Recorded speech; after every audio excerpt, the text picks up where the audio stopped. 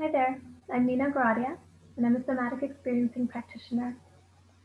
Today I want to talk about how to know what is best for us, how to make decisions, and what I found personally in my own life is that I don't know. There's so many times that has happened to you where you think you know something for sure, and you make a particular decision, you have a particular experience as a result of, and then you don't really learn from it until you have that experience, and the experience is what teaches you.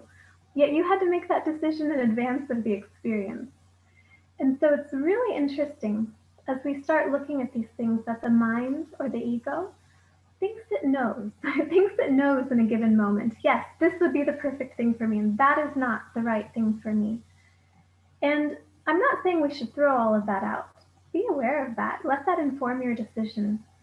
But when we start to look at all the times where that didn't work or that we learned something after the fact, and as we collect more experience and we gain more wisdom over the years, we can start to see the fallibility of the mind and the ego in this regard, in many regards, but especially in this one. And we can start to apply some wisdom here around, do I really know all the factors in this given moment? Can I ever really know everything? Can I predict the future? Can I see really what's going to happen if I make this decision? And so if I'm trying to make a decision based on a given outcome that is really not within my control, I may be trying to hedge bets. That might be one reason for trying to make a given decision. If I'm making a decision based on my intuition or what feels right in my heart or in regards to my value system, that might be another reason for making a decision. There are many factors that are present when making decisions, and I think it's important that we really look at all of them as best we can and bring these together and not just rely on the mind or the ego. And so I want to illustrate this with a story. This is a very famous story, you may have heard this before, about two farmers. Now, the first farmer, he had a son, and the second farmer did not. And the second farmer, he always felt a little jealous of the first farmer. He would tell him just very sincerely and honestly, you're so lucky. You have a son, he can help you with the harvest. I have nobody. And the first farmer was very wise. He said, maybe so. Maybe I'm lucky. I don't know. And then the son did help with the harvest that fall. And again, the second farmer comes to the first. See, I told you, you're so lucky. Again, the first farmer, maybe so. I don't know. Well, then the son was riding a horse, and he fell down and he broke his leg. And the second farmer comes up to the first, and he says, how unlucky. I'm so sorry that your son broke his leg. Again, the first farmer, maybe so. Maybe it's unlucky. I don't know. Then a couple months later, the army came through and recruited all the able-bodied young men, but they left the son behind.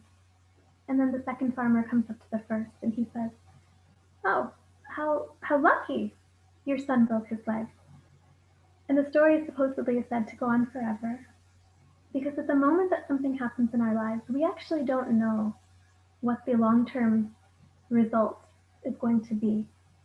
That's why they say hindsight is always 20/20. We often don't know till the end of our lives what a given event, what it was there to teach us. There are many people who report that they missed their alarm and they missed a plane.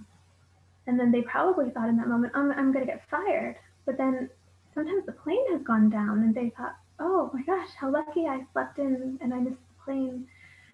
We don't know the opportunity cost for a lot of our decisions, a lot of the things that happen to us.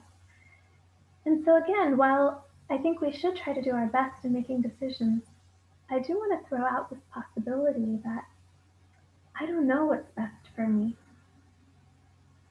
Let that sink in for a moment, because if we admit we don't know because of the uncertainty of life, because of the fallibility of the mind, because of all the mistakes I've made in the past, if I don't know, see if there's some freedom in that.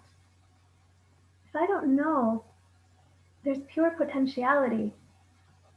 I'm in the unknown. If I can make friends with the unknown, I don't have to hang on to some false sense of identity, to some false belief. simply to protect myself from the truth of, I don't know. I don't know for sure. I know some things, and I can apply them here and there. But if you're having a really hard time in your life, while you're very much while you have the right to feel exactly as you do, your feelings are valid. The frustration, sadness, whatever it is that's coming up for you, possibly entertain that this could just be one piece in a much larger story of yours. Your story is still unwritten, and it could be a seed that's going to plant the wisdom for you to do the things that you need to do in your life, to give you the character that you might need for something, to develop certain virtues and values within yourself, things that we don't know. And there might be a higher vantage point with which we can't see in this moment, but it could explain some of what we're going through. Now, that does not mean, again, that I'm condoning staying in abusive situations or, learned sort of helplessness or being complacent. But in situations where we're confused, we've done everything we can, we've made all the decisions we can, and we still don't know, or if we feel powerless in a situation, we can sometimes take off the pressure by acknowledging, I don't know what's best for me. Maybe this is teaching me something that's going to benefit me later. So I'm curious to hear what your perspective is on this. Feel free to share in the comments below, and I'll see you in the next video. Thanks for watching.